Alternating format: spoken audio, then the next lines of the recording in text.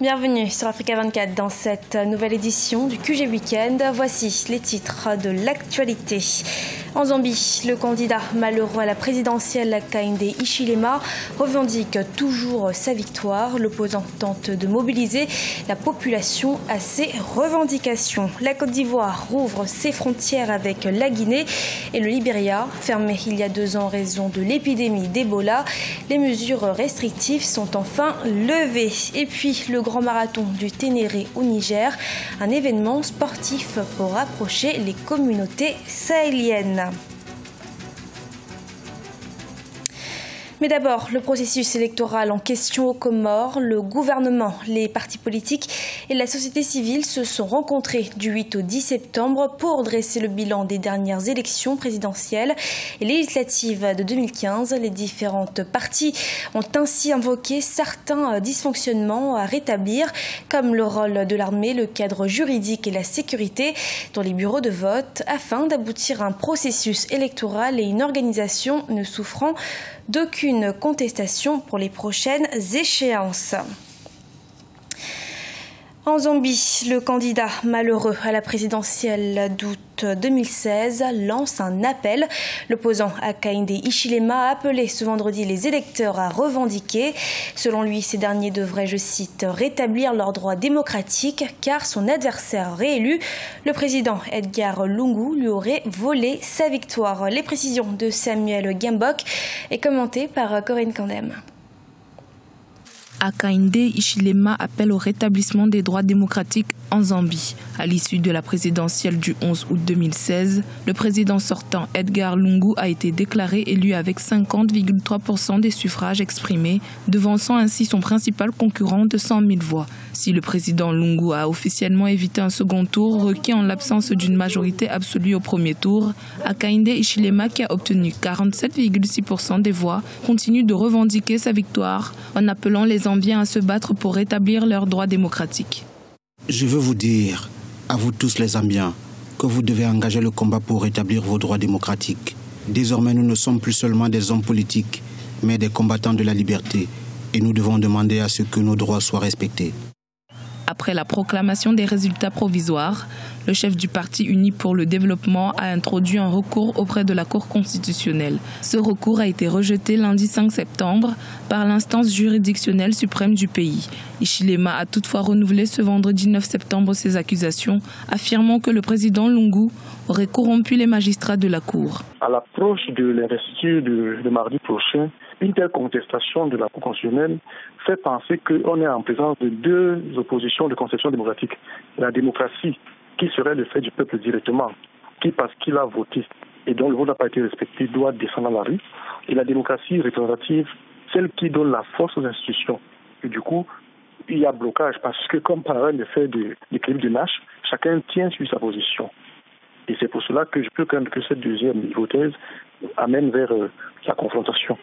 La réélection du président Lungu pour un nouveau mandat de 5 ans intervient dans un contexte où l'économie nationale a fortement ralenti. Celle-ci a subi au cours de ces dernières années les conséquences de la chute des cours du cuivre, la principale ressource du pays. Malgré tout, le président Lungu devrait être investi mardi 13 septembre 2016. Au Maroc, les dates de dépôt des candidatures et celles de la campagne électorale sont connues. Pour les législatives du 7 octobre, les candidatures seront enregistrées entre le mercredi 14 septembre et le vendredi 23 septembre 2016. La campagne électorale débutera le 24 septembre pour s'achever le 6 octobre à minuit, selon le ministre marocain de l'Intérieur. Lever des mesures restrictives de prévention contre l'Ebola en Côte d'Ivoire. Le gouvernement l'a annoncé ce jeudi par le biais de la ministre de la Santé et de l'Hygiène publique. Cette levée restrictive est accompagnée de la réouverture des frontières avec la Guinée et le Libéria. Pascal Kwame. La Côte d'Ivoire ne craint plus une épidémie d'Ebola. Les mesures restrictives mises en application depuis 2014 viennent d'être levées. Raymond Goudou Kofi, la ministre de la Santé, l'a fait savoir ce jeudi 8 septembre 2016. Le Conseil national de sécurité, présidé par le chef de l'État Alassane Ouattara et regroupant plusieurs ministères comme la Défense, l'Intérieur ou la Santé, a officialisé cette mesure. Le Conseil a par ailleurs entériné la réouverture des frontières terrestres avec la Guinée et le Libéria. Les mesures contraignantes ont été levées, ça, il n'y a pas de suivi à faire. Mais pour les mesures que nous avons décidé de maintenir, notamment la veille sanitaire, au niveau des services de santé, au niveau des consultations, au niveau de la surveillance épidémiologique, nous avons, dans le cadre du Global Security, déjà émis des procédures, des principes pour renforcer la surveillance épidémiologique. L'apparition de l'épidémie d'Ebola en Guinée, en Sierra Leone et au Libéria avait conduit le gouvernement ivoirien à fermer ses frontières terrestres avec ses voisins guinéens et libériens. Cependant, un aérogare dédié aux passagers en provenance des pays affectés avait été aménagé permettant d'amoindrir la mesure. La sensibilisation est faite à travers les stratégies de santé communautaire qui sont déployées à travers le pays, que nous avons formé dans la crise Ebola et que nous allons actionner pour la mise en œuvre de cette disposition. C'est le 1er juin 2016 pour la Guinée et le 9 juin pour le Libéria qu'a été reconnue par l'OMS la fin de la transmission interhumaine. Elle est déclarée après 42 jours de surveillance avec 0 cas enregistrés depuis la guérison des derniers malades. La Côte d'Ivoire estime de ce fait que le risque de propagation est faible. Certaines actions, à l'instar du dispositif de veille sanitaire ou encore la campagne de sensibilisation, demeurent d'actualité. La consommation de viande de brousse est soumise à précaution et la mesure qui déconseillait les accolades et le serrement des mains est levée.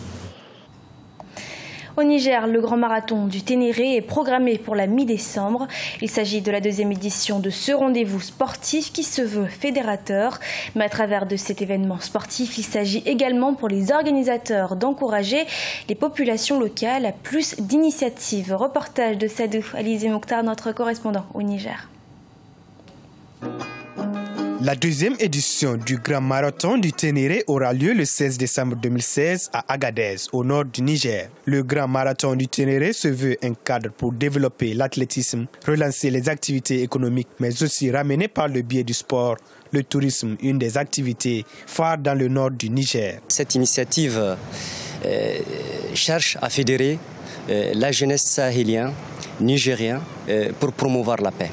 Cette année, nous pouvons compter aussi sur la présence de nos frères sahéliens de la bande sahélo-saharienne. Parce que le concept, au fait, c'est courir pour la paix au Sahel. Donc cette année, il prend une dimension internationale du moment que le pays de la sous-région seront représentés à Agadez. La première édition, qui s'est déroulée en décembre 2014, a regroupé au total 90 athlètes hommes et 59 athlètes féminines venus des différentes régions du Niger. L'ouverture des inscriptions pour l'événement a débuté le 1er septembre 2016 et plus de 500 athlètes du Burkina Faso, du Bénin, du Togo, de la Côte d'Ivoire, du Nigeria, de l'Algérie et de la Mauritanie y sont attendus. Il y aura un 5 km, un 10 km et un semi-marathon. Donc ces 3 courses qui seront proposées prendront effectivement les couleurs du pays, toujours dans le cadre de promouvoir les couleurs de notre pays. Il y a aussi la marche pour la paix, pour des gens qui ne sont pas athlétiques, qui ne sont pas sportifs. Les amateurs de la course à pied peuvent marcher de manière symbolique pour renforcer la cohésion dans la bande sahélo-saharienne. La culture indissociable au sport sera associée à l'édition 2016 du Grand Marathon du Ténéré. En marge de cet événement, la culture d'Agadez très riche sera mise en contribution à travers les danses et sons de la guitare, du tandé, mais aussi des belles parades de chameliers. Ce journal a été réalisé par l'ensemble de la rédaction. Nous vous remercions de votre fidélité. Dans un instant, une nouvelle édition de l'actualité sur Africa 24.